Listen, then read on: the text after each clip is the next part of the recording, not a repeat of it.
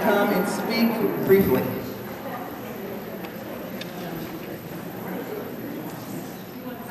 We would just like to invite anyone that is able and is... thank you. We would just like to invite anyone that is able to stay tonight afterwards for 10 minutes. We want to have a silent candle vigil out in front of the church, in front of the chapel out here. And Lupe is going to say a prayer. And the reason for this vigil is that while we're here celebrating our wonderful Jubilee, the immigrant community in Arizona is wondering and waiting for the Supreme Court decision on the wonderful law that was passed by the state of Arizona, SB 1070.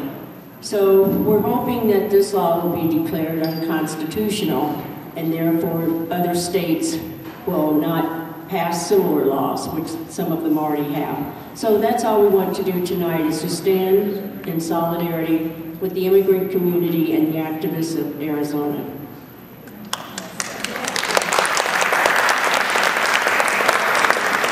Thank you, Carolyn. So we are here tonight to launch a century of change. And I haven't had the opportunity to look at the book because it's secret. However, I have seen the list of chapters, and it certainly did whet my appetite. So I'm just going to name a few of the chapter titles. Yes, ma'am. You've got to talk really into the mic. It's not working today. Okay. It's not usual for my, well, here I am. Okay, so some of the titles are Luke and the Doors to Change, Poverty and Its Ironies, Are We There Yet? Beyond Our Borders, Out of the Classroom into the World. So I think we're going to have a wonderful time this evening. And a few months ago, we sent the following request to all of the authors. We said, would you please tell us about what you learned from your writing that will help us as we step into the future? And the responses that we got back from that, the Jubilee Committee, we thought they were so exciting that we wanted to share them with the whole community. So that's what we're going to be doing tonight for the authors who were willing to speak. So we will do that. Each of them will speak for about 3 minutes. And we ask that you hold your applause until all of them have spoken. I believe we have 11 speakers. And then we will have a question and answer section. So we're going to start out with the grand dame, PJ, who cooked it all up.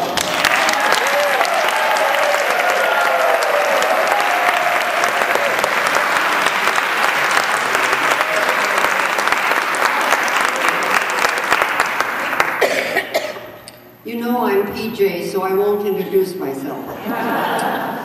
No more wondering. The book is here.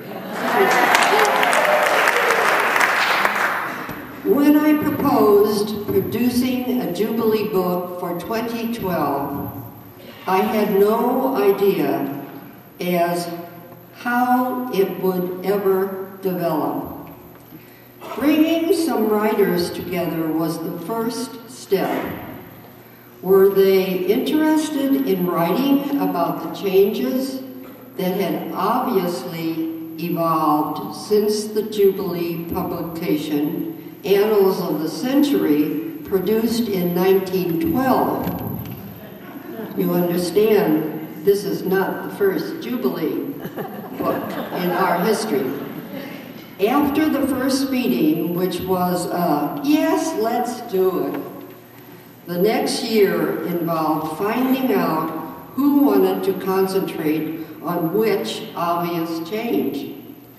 The writing began as each person looked at her own relationship to change and settled in to write. This sounds simple, but it was far from easy. I can say that a lot of effort went into a century of change by everyone involved. And some people were involved that didn't know they were involved. And for all of us, it made sense to duplicate the whole of the book to the Loretto community. The book is dedicated to you. It is written for you, particularly. You, as well as all of us, have been and are involved in this century of change. I hope the book will sharpen our awareness that we have moved into a new reality that will continue to evolve as we step across the threshold of our third century. In 2 days, we begin the third century. Do you know that? I will admit that from the beginning, I had 2 expectations for this book. The first was that a prologue would clarify for us the last years of the first century that was difficult years for Mother Praxedes and the sister community here at the Mother House. It was not so much affecting the people who were somewhere else. In the prologue, written by Sister Antoinette, you will learn more than you probably know about that period. The other expectation was that the last chapter of this book, I had decided this and hadn't mentioned it, but that the last chapter of this book would report the outcome of Rome's visitation. They did not, however, make our deadline. Lastly, I would like to say that we owe Kim Klein and Nancy Addis much gratitude for bringing the book to its conclusion in time for tonight. Also,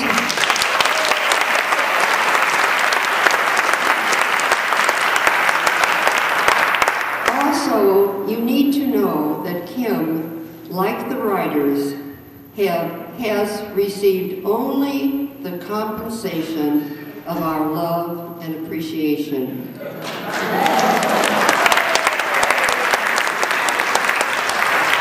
I know you will enjoy it.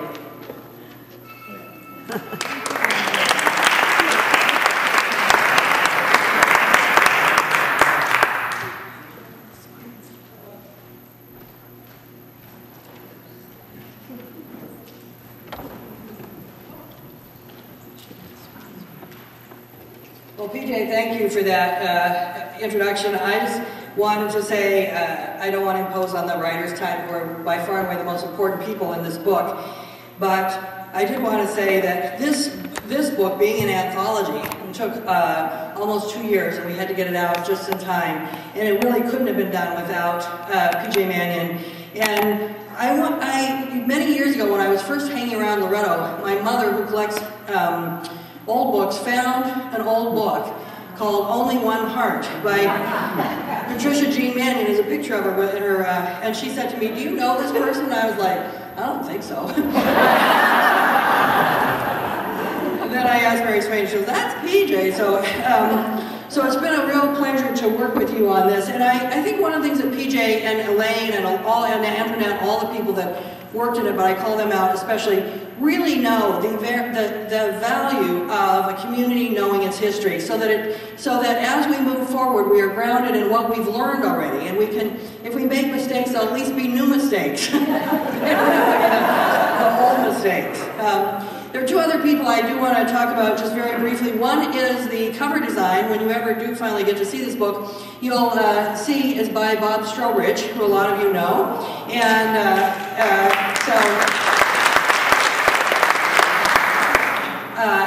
I had to deal with him because he doesn't do anything on email, and he lives in France. So I don't know what we used to do before. I published books for a long time before there was email, but it was really interesting to figure out, what time is it in France?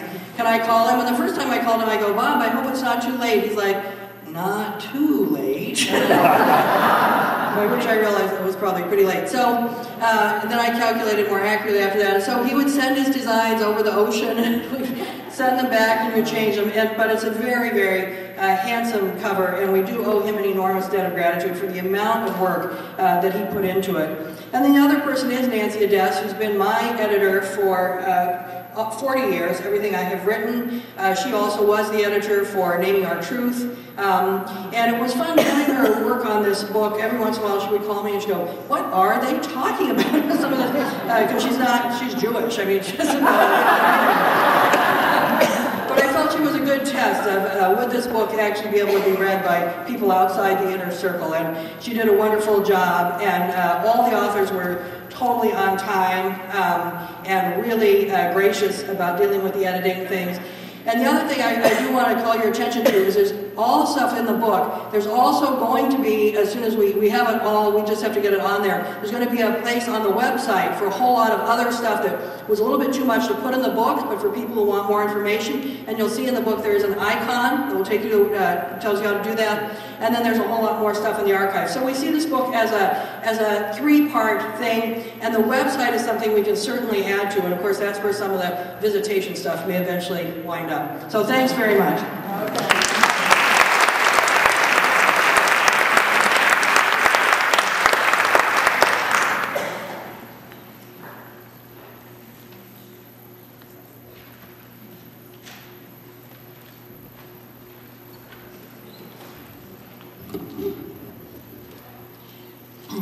My chapter in the book is titled, Luke and the Doors to Change. I quote now from a Loretto communication.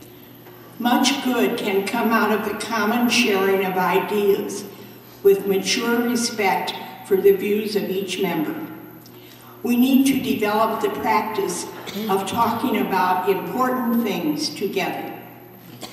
One might think the source was the Discernment Committee inviting us to our conversation circles. This was written by Luke in July 1961, assessing the community discussions started that year. It may give you a flavor of what I learned. My chapter pulls together the many ways in which during her first term as our president, 58 to 64, Luke pushed open the doors to the changes that would ensue. Changes often dated from Vatican II, but which began in Loretto well before the council. The period included community participation in discussions, preference surveys, in-depth reflections, consultations, a wider apostolate, study committees leading up to the 1964 chapter, focusing on concerns to be more relevant to the times. I pegged my learnings on 3 points made by Luke in her cover letter with the chapter proceedings. These trends have served us well and can continue to guide Loretto into the future. First, a wider distribution of responsibility in the making of decisions. Second, a stress on community as consisting of persons held together more by their unity of purpose and bond of love than by always doing things together at the same time and place.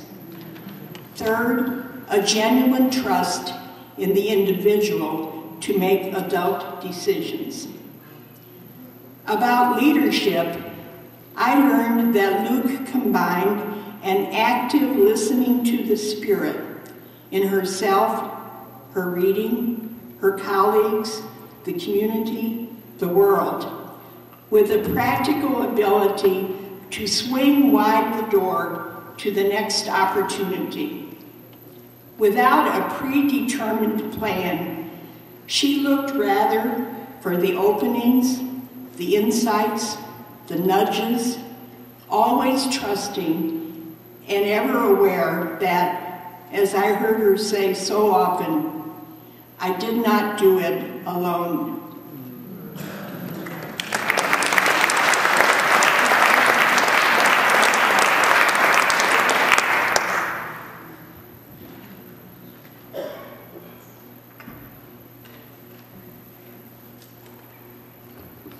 My chapter was on taking on decision-making, personally and communally, and it took place really from the history of the new government and everything from 70 on. And what did I learn? Well, I learned that moving from a fairly hierarchical system with little personal responsibility for decisions about work or living, as you all recall, who have lived many years with that system, with the expectation that we would now be initiators and would take on that responsibility. I learned that some of us were quicker about figuring out how to do that than others. I submit to you that we are still on our way, trying to learn how to take on responsibility, both personally and communally, about making our decisions. The change was based, and this is the important thing, on the essential religious concept of respect for each person. When they were doing it in, I guess, philosophy and maybe theology, it was called personalism. The importance of each unique individual. Well, obviously, we expect within our community that it will be a primary guide in our decisions, but in our interactions with each other. And it is a lens which we apply as we consider what we work for and pray for in the world around us. Every person, a unique creation, deserves our respect. Now, we add, as a community and the world, that all parts of creation deserve our respect and attention. The lack of this in our current world can be disheartening. We see violence rather than respect in the ever-increasing amount of human trafficking, particularly women and children. Untold members because of wars that continue, and it is the innocent, the civilians, that are the primary casualties. Of course, violence against women, again, but now based on religious beliefs. So many others, the indignity of the entire prison system. This disquieting tone in the discourse in our own wonderful public leaders, quote, quote, may seem less violent, but it ranks high as an example of the absence of respect for persons. So, Loretto in the future, hang on to our respect for each person among and around us, especially even in our conversation. Give hope to each other that our respect for all persons and all creation does and will make a difference. And cheer for those in the world who work against violence and hatred and for respect. Amen.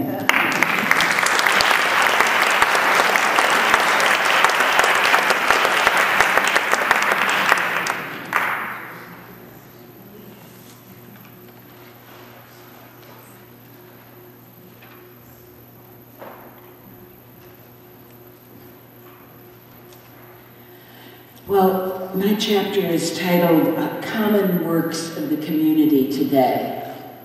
Now, I still feel like we long for a common work. We long for it sort of the way the Israelites in the desert longed for onions for their soup. And the fact is that we are a powerhouse of doers. I did a survey in preparation as I was thinking about how to deal with or what to write about, and asked who among you founded organizations. This is allegedly going to go into the online part of the book. We'll see. It didn't make it into the body, but 119 of you responded that you had founded something. And most of the time, something that's still in existence right now. It was an amazing response to the survey. We had work to do, and when we were told that we could go out and find our own jobs and do our own work, we did it. But we found a way in the course of that to do this work together in the committees and the networks. The book chapter is really about how we developed those structures, how we found some ways as a community to do our work together. All the work on behalf of women, for education, to end violence, to protect our environment, to right the wrongs we've done in Latin America, to continue our work in Ghana, Guatemala, Pakistan, to be the watchdogs to the companies where we invest, to resist racism. Our committees carry our individual work forward in the name of the Loretto community. We work hard and we work together.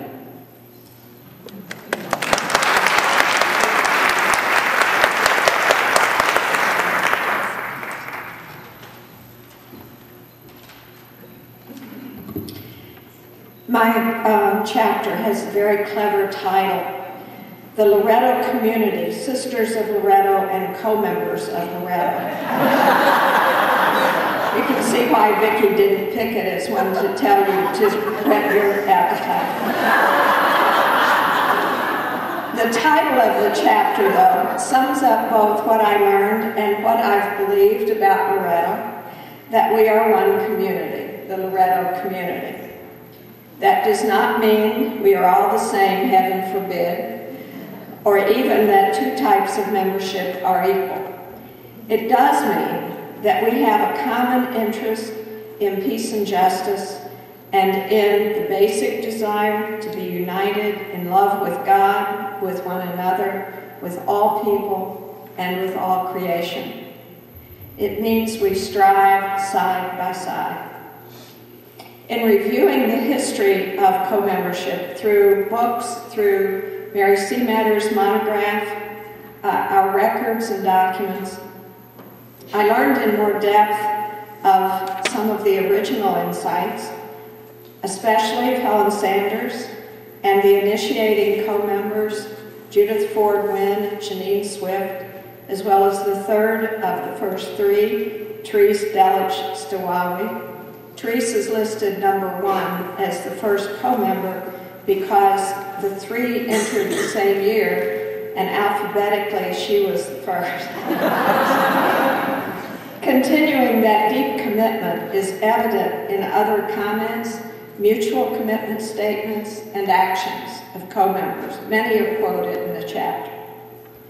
Loretto has a form of membership, co-membership, that differs significantly from association that many other religious communities have. It is not to say we are better or worse, but to say we have a commitment to unity. The data in the chapter point to a continuation of Loretto into our 3rd century. The demographics are changing, but the dedication remains. The questions at the end of the chapter are for stretching our thinking, not for prescribing change. I came away from my research and writing with a strong conviction of the future. One with, as the last subhead suggests, new dimensions and hope.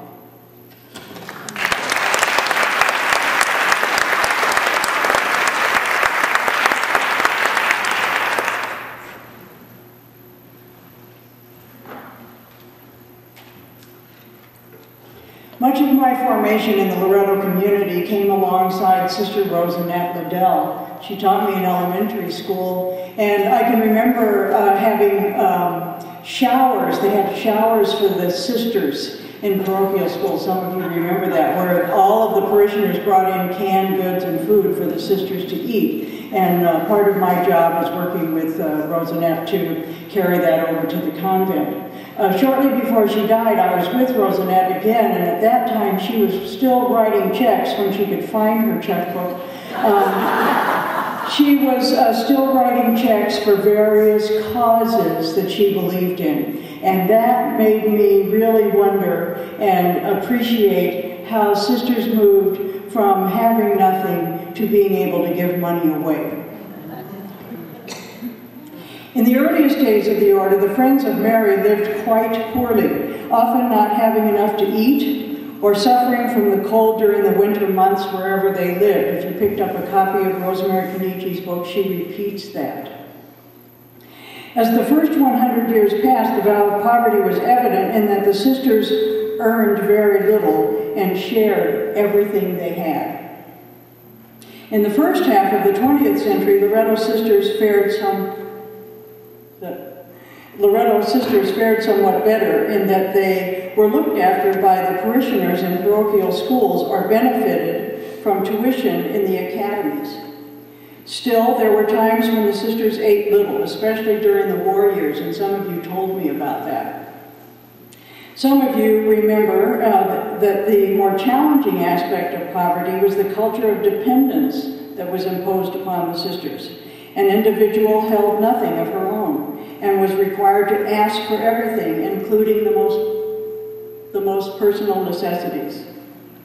Even though some of you had been employed and or even ran a business before you came to the convent, you were expected to be totally dependent once you took your vows. All of this changed in the 50s and 60s when justice required that sisters receive salaries. And they received salaries from the institutions for which they worked. In just a few short years, sisters who had never handled money or who had seldom been allowed to handle money were given small monthly stipends, then larger amounts, then encouraged to take on employment with a real salary. Poverty took on a new meaning, the meaning of simplicity, and more importantly, the right use of money. What poverty means today is to live simply, to share what one has to the brink of foolishness, and to attempt to change the system itself, not by dependence, not by rejecting money and its uses, but by intentionally making use of available money to model the sharing of resources, the care for the earth, and the urgent necessity to change the way society engages in its commerce. That's what I learned from this chapter.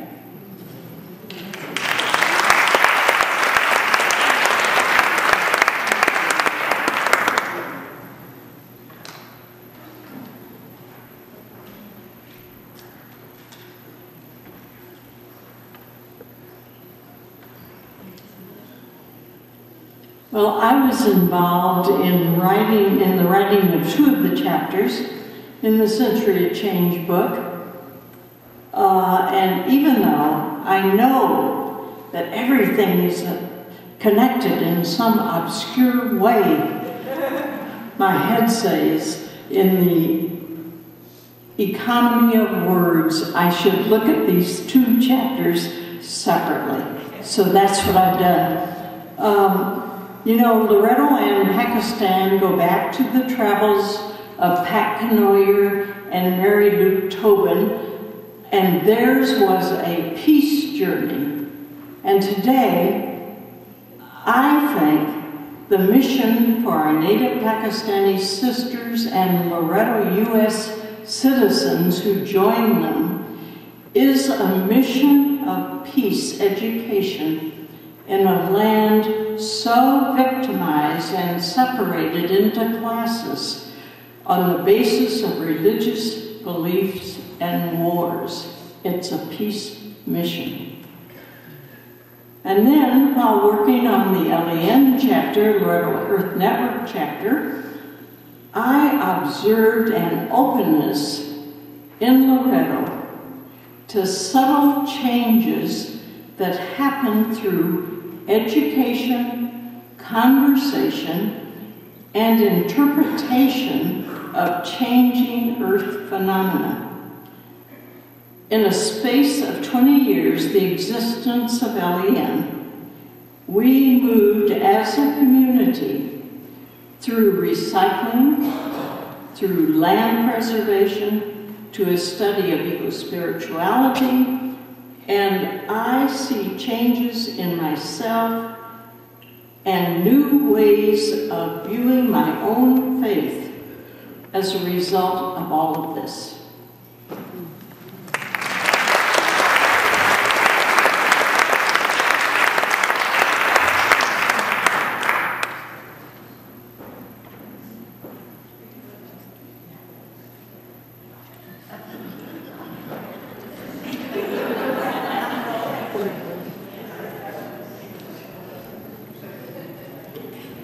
Well, Mary Ann Carl and I wrote the chapter on the Loretto Earth Network together, engaging with Earth and cosmos in new ways. I focused on Earth and Mary Ann focused on cosmos. So the part that I want to share is really the last paragraph of the chapter, because this is the paragraph that says the most about how we have changed through these 20 years of working, 21 years now, working with Earth and cosmic issues. And so when I was preparing to write this particular paragraph, I called on the Loretto Earth Network Coordinating Committee at one of our monthly conference calls, asking them to if we could share together what did they see as the ways in which we had changed. So they're reflected in this paragraph, and before I read it, I would like to ask the Loretto Earth Network coordinators to please stand so we can see who they are.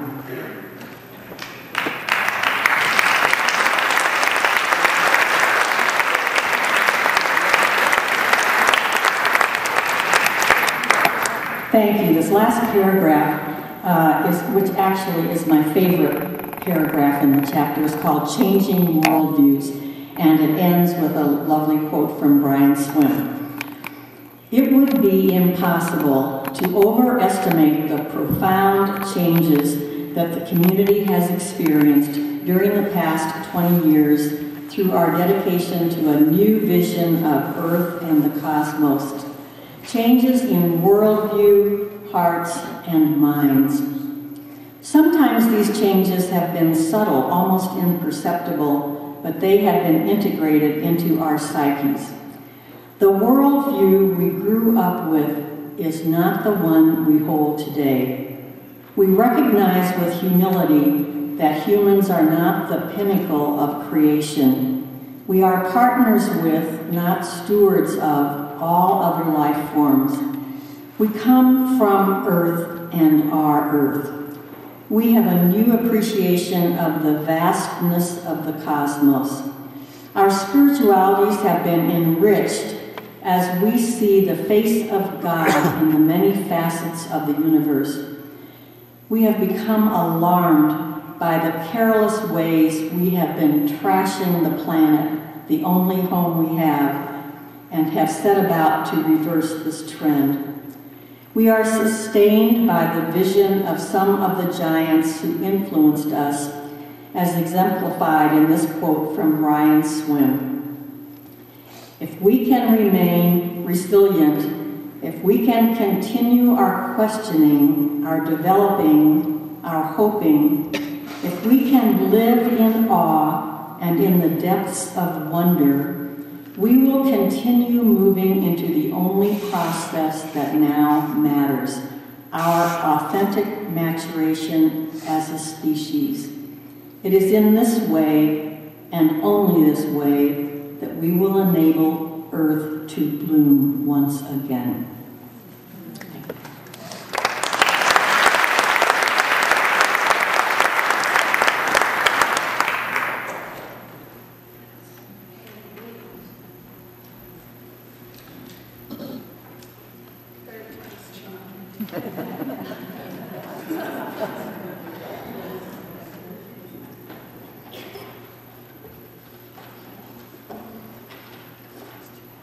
Don't start yet.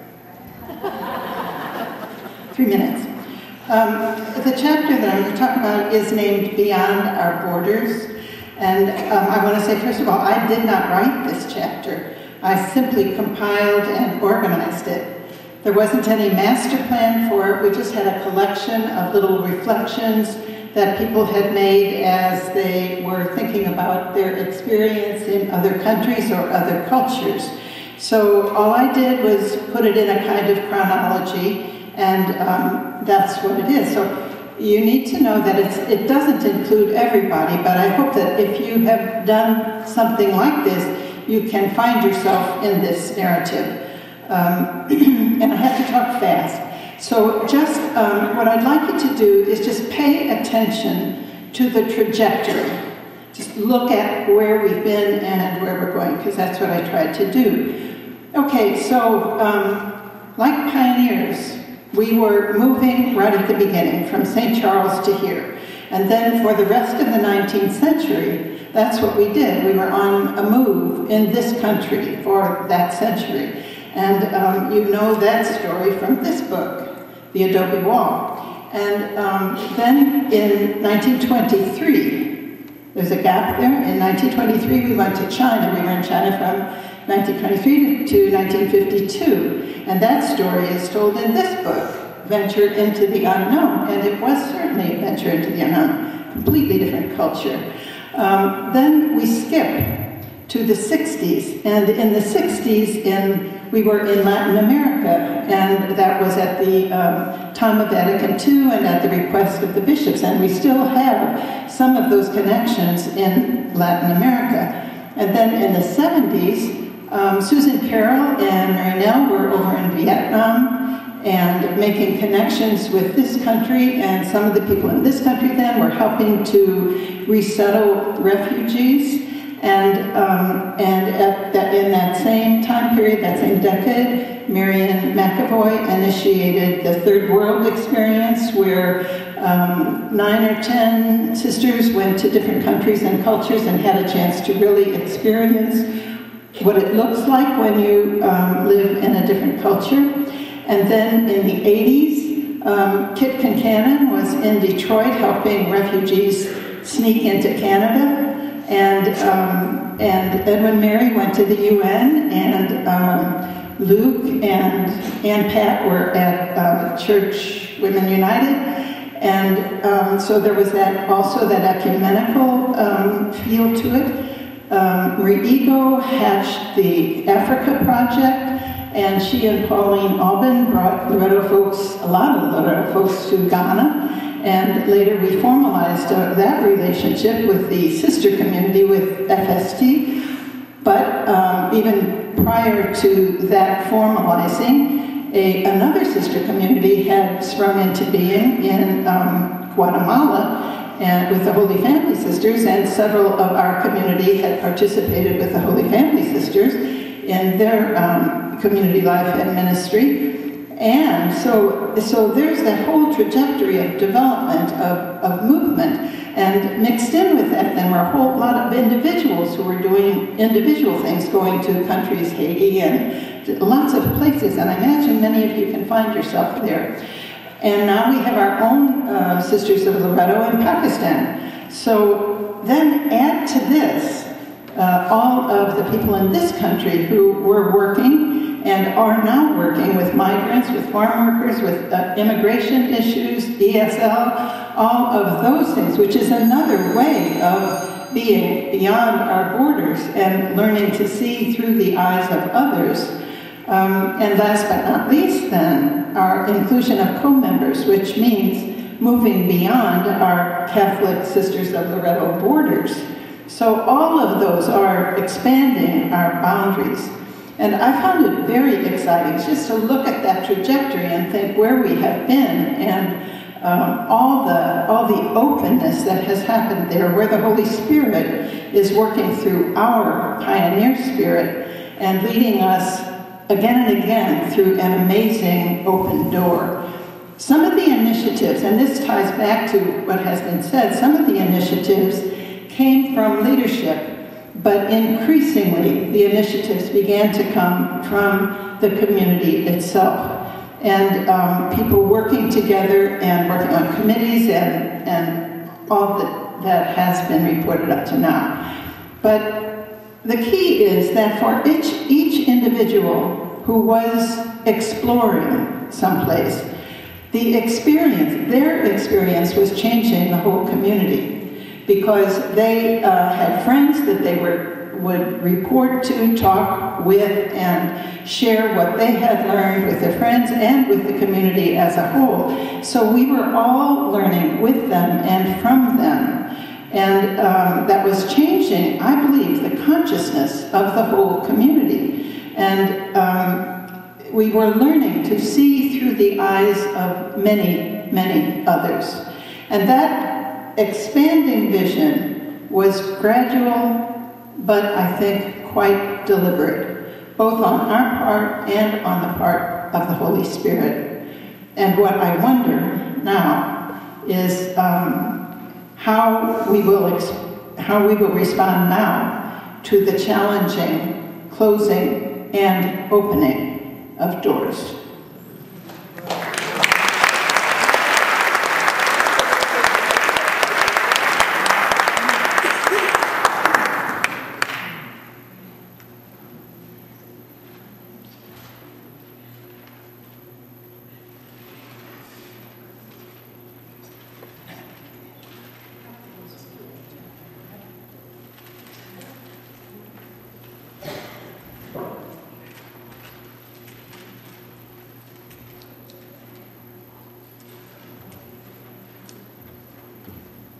I'm sorry, I'm chapter 11, and I've only counted 7 speakers, so it's not quite ready here.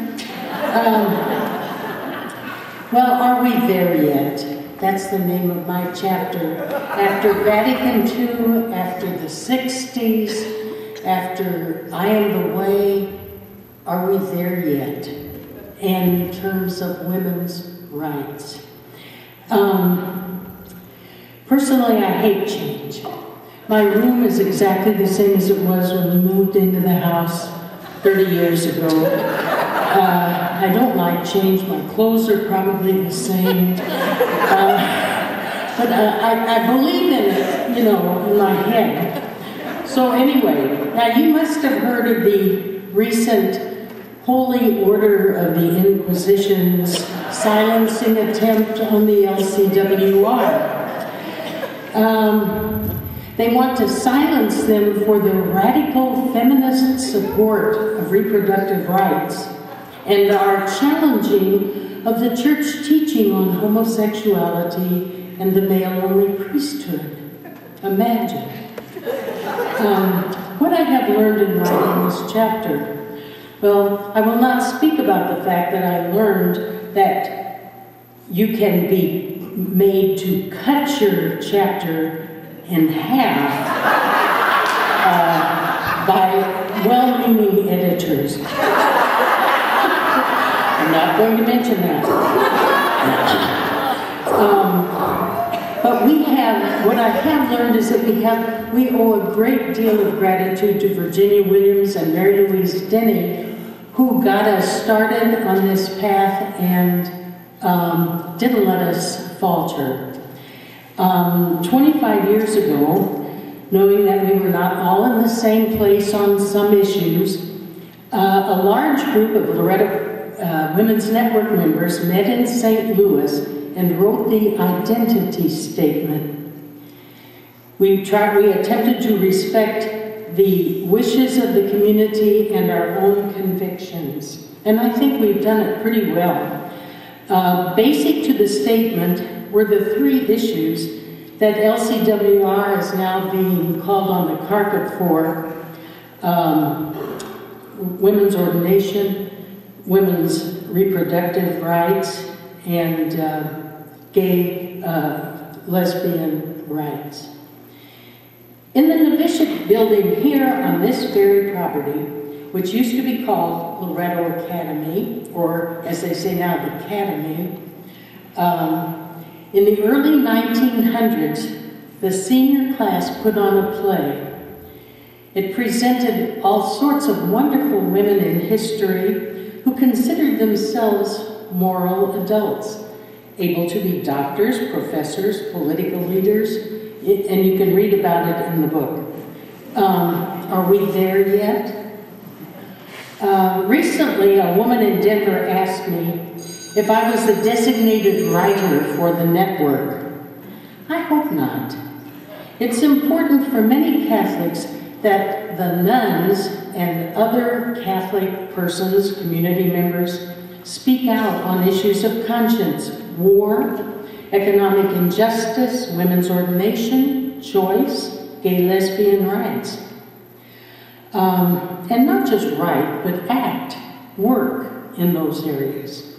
For example, our community group in Denver decided to wear dignity buttons, the Denver gay group, in response to all those young people who have committed suicide because of bullying, and the church has not spoken out in their support. So, are we there yet? Probably not. But let's get there, okay?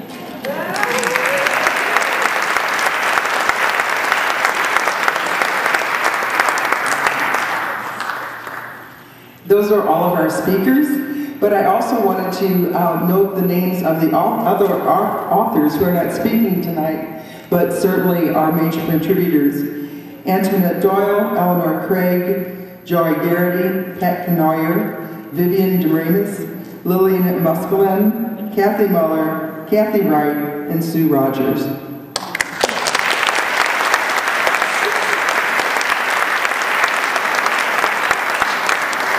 And Kathy has a few words to say, and then after that, I'll give you directions on the book distribution.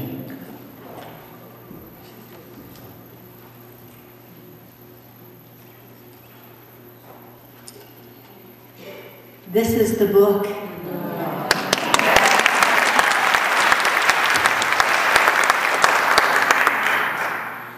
And basically, what I want to say is thank you. Thank you for all your efforts. As Kim indicated, it was a lot of work. PJ indicated that too. Getting the concepts, deciding, preparing, doing the research, writing, editing, writing again, letting someone else edit your same material, and then writing again. It's been a long time in coming.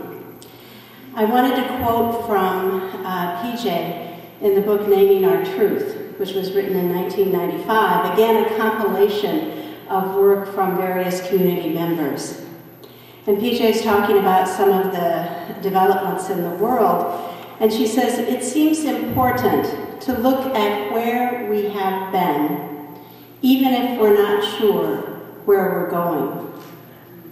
Assessing what we have learned and how we learned it can open a vision of the future. I feel like this is a continuation of Naming Our Truth, and certainly a continuation of us trying to see what is it we have learned from our past. How did we change? Kicking and screaming at times, righteous and 5 steps ahead at other times. Maureen McCormick said this afternoon that everything is there for our learning. So, as you read this book, you'll be surprised at how you find yourself and our own current memories. And so I want to thank the writers and the editors, that because you really have helped us and will continue to help us remember. And in remembering, we might be surprised at what we learn. And that will indeed enable us to move into the next 100 years. And so Donna Day and I are going to present the books to each of the authors because they don't even have a copy of the book yet. And so on behalf of the entire community and way beyond the community, we offer each of you our sincere gratitude. Thank you.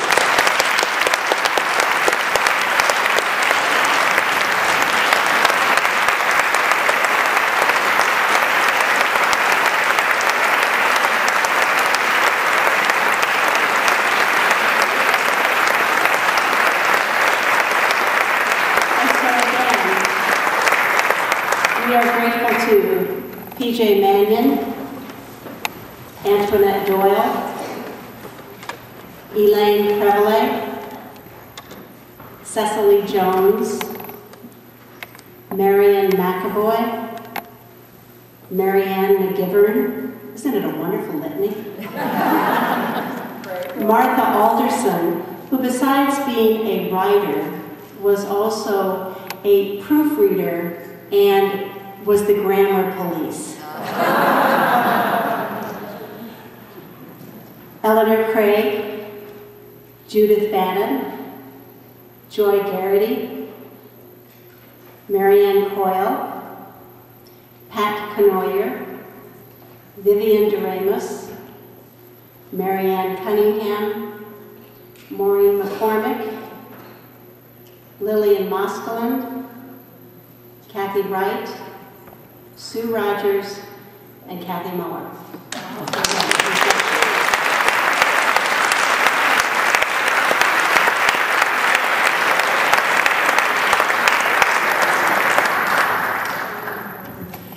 And so for all of us who've gone to book release parties, we know that a big feature is getting autographs. Yes. So what we're going to do, we'll give the instructions on how we're going to distribute the books, but also we're asking the authors to remain in the chapel and spread themselves out, and then we can all get their autographs. And if there isn't enough time or you get tired, they will be available for the next couple of days and we can make them sign then. So this is how we're going to do it. We have 4 distribution points. One will be at the main entrance over there, and there you'll find Regina Dry, Mary Catherine Rabbit, and Eileen Harrington. And then in the Pieta Chapel is another distribution point, and that's Liz Kroon, Janet Rabideau, and Jean Johnson. And in the hallway by the bell pull thing, the group there is Marietta Goy, Martha Belkey, and Kristen McNamara. And then in the conference room, we'll find Sandy Arduino, Ann Spillane, and Donna Day. So just choose which place you want to go, and you must, well, we hope everyone brought a $20 donation. If you didn't, and you just have to have the book, names will be taken. And Mary Lee Murphy will see you. Also, if you're donating, you want an additional book for someone who's not a Loretto member, then the cost is $25. And also, and this is the part about the autographs, when you get your book, you also get an index card, and the authors ask if you please print your name on that, so when they're signing the autographs, everybody spells your name correctly.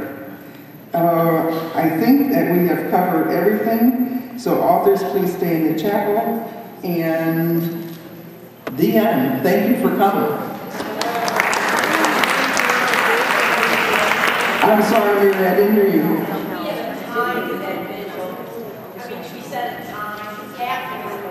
15 minutes from now. Is that okay, Carolyn? 15 minutes. So it's 5 to, why don't we say 8:15?